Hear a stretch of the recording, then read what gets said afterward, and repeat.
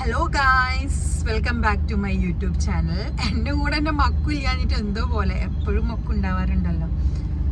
അപ്പൊ സെല്ലു, നമ്മൾ എങ്ങോട്ടാ പോണേ? ഉച്ചത്തിൽ പറഞ്ഞോ, അവർക്ക് കേൾക്കില്ല. ഒരു ചെറിയ കല്യാണം കൂടാൻ പോവാണ്. ഞങ്ങളിപ്പോ തട്ട ബ്ലോക്കിൽ പെട്ടിരിക്കുകയാണ്.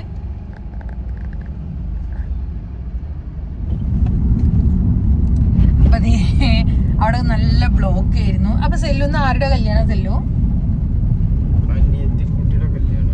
സെല്ലുവിന്റെ കസിൻ സിസ്റ്റർ കല്യാണം തലേന്നാണിന്ന്. അപ്പൊ നമ്മൾ അങ്ങോട്ടാണ് പോണത്.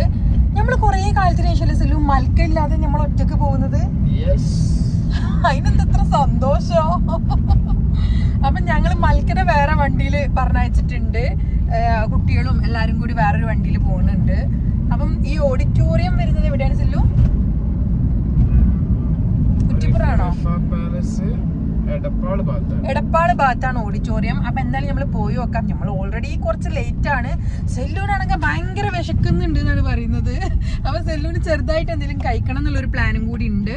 അപ്പൊ നമ്മൾ നോക്കട്ടെ ചായ എന്തെങ്കിലും കുടിക്കാൻ പറ്റുമോന്ന്. കാരണം പെണ്ണും ടീമൊക്കെ ഇപ്പൊ ഓഡിറ്റോറിയത്തിലേക്ക് എത്തുന്നുള്ളൂ, അതുകൊണ്ട് വലിയ കുഴപ്പമില്ല. അപ്പൊ എന്തായാലും നമ്മൾ പോയി നോക്കാം. ഇനി അവിടുത്തെ വിശേഷങ്ങളൊക്കെ കാണാം.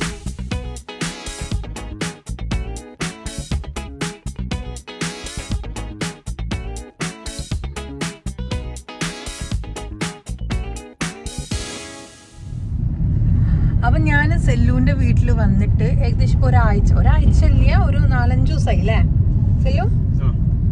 അപ്പം വീട്ടിലെത്തിയതും അന്ന് രാത്രി തന്നെ ഞങ്ങൾ വീട്ടിലെത്തിയതും അന്ന് തന്നെ ഞങ്ങൾ നാട് വിട്ടെന്ന് പറയുന്ന അവസ്ഥയാണ്. കാരണം ഞങ്ങൾക്ക് കുറച്ച് ഫാമിലി ഫ്രണ്ട്സിനൊക്കെ വിസിറ്റ് ചെയ്യാണ്ടായിരുന്നു, സെല്ലുവിന്റെ ഉമ്മാന്റെ ഇപ്പാന്റെ ഒക്കെ. അപ്പൊ ഞങ്ങൾ കാസർഗോഡ്, മാംഗ്ലൂര് ആ സൈഡിലൊക്കെ ആയിരുന്നു ഒരു 3-4 ദിവസം ഉണ്ടായിട്ടുണ്ടായിരുന്നത്. പക്ഷെ ഒന്നും ഞാൻ വ്ലോഗ് എടുത്തിട്ടില്ല. കാരണം എനിക്കങ്ങനെ വലിയ പരിചയമൊന്നും ഇല്ല. അപ്പം ഞാൻ വിചാരിച്ചു വെറുതെ വേണ്ടല്ലോ, നമ്മളിങ്ങനെ പേഴ്സണൽ മൂമെന്റ്സ് അല്ലേ, അപ്പം അതൊന്നും ഇങ്ങനെ എടുക്കണ്ടെന്ന് വിചാരിച്ചു. അതുകൊണ്ട് സെല്ലുവിൻ്റെ വീട്ടിൽ വന്നിട്ട് ഞാൻ ഇരുന്നിട്ടില്ല. ഫുൾ പുറത്ത് പോകുന്നൊരു പരിപാടിയാണ് ഇപ്പോഴും. ഇന്നിപ്പോൾ ഞങ്ങൾ ഈ ഫംഗ്ഷന് പോകുന്നതിന് മുമ്പ് വരെ ഷോപ്പിംഗ് ആയിട്ടും അതുമായിട്ടും ഓരോ സാധനത്തിന് വേണ്ടി ഡ്രസ്സാണെങ്കിലും ചെരുപ്പാണെങ്കിലും ഒക്കെ തിരഞ്ഞെങ്ങാണ്ടുള്ളൊരു നടത്തിയായിരുന്നു. ചുരുക്കം പറഞ്ഞാൽ ഫുള്ളൊരു ഓട്ടപ്പാച്ചിലായിരുന്നു. അങ്ങനെ അതൊക്കെ കഴിഞ്ഞതേ ഞങ്ങളിപ്പോൾ പോവുകയാണ്. അപ്പം അതിൻ്റെ ഇടയിൽ നമ്മളൊരു ചായക്കട തിരയുന്നുണ്ട്. നന്നായിട്ട് വിശക്കുന്നുണ്ട്. ഫുഡൊന്നും കാര്യമായിട്ട് കഴിച്ചിട്ടും ഇല്ലായിരുന്നു. സോ ചായക്കട നോക്കട്ടെ.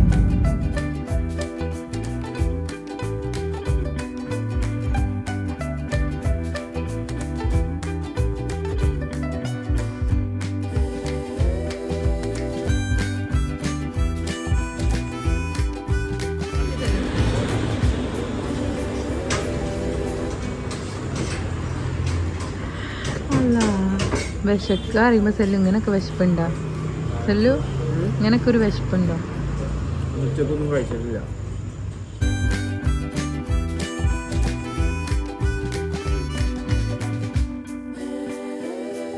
എൻ്റെതും അവസാനം എടുത്തതേ കഴിക്കുന്നു. ഇങ്ങനെ ഒരു വിശപ്പ് രോഗിനെ ഞാൻ കണ്ടിട്ടില്ല ഇതിനു മുമ്പ്. നല്ല ബാക്ക്ഗ്രൗണ്ടിലൊക്കെ ഇരുന്നിട്ട് ഇന്ന ലൈറ്റ് ഇല്ലാത്ത സ്ഥലത്ത് എത്തിയിരിക്കണം.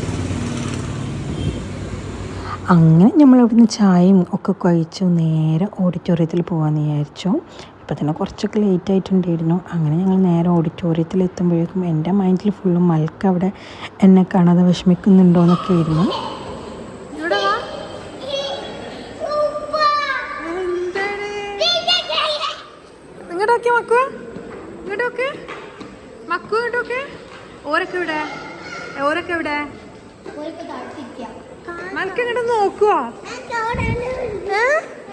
എൻ്റെ മോൾ എന്നെ കണ്ടതും ഭയങ്കര ഹാപ്പിയായി. പക്ഷെ അവൾ ഞാൻ വിചാരിക്കുന്ന പോലെ ഒന്നല്ലായിരുന്നു. അവളവിടെ കളിച്ച് ആസ്വദിച്ച് നടക്കുകയായിരുന്നു. അതിനുശേഷം നമ്മളെ ഫുൾ ടീംസാണിത്. അപ്പം നമ്മളിങ്ങനെ കല്യാണത്തലേന്നായതുകൊണ്ട് തന്നെ പാട്ടും ഇതൊക്കെ കേട്ട് അങ്ങനെ അങ്ങ് ആസ്വദിച്ചിരിക്കുകയായിരുന്നു. അതിനുശേഷം പിന്നെ നമ്മളിതേ ഓരോരുത്തർ വരുന്നുണ്ട്, പോകുന്നുണ്ട്, അവരൊക്കെ സംസാരിക്കുകയും ചെയ്യുന്നുണ്ടായിരുന്നു. എന്താണ് ഇങ്ങനെ നടക്കണത്? വ്ളോഗ് ഇല്ലാന്ന് പറഞ്ഞാൽ എന്നെ എടുക്കും. അജ്മലിന് എങ്ങനെയായിരുന്നു? ഇല്ലാന്ന് പറഞ്ഞാൽ ഞാൻ എടുക്കും, അത് ഉറപ്പാണ്.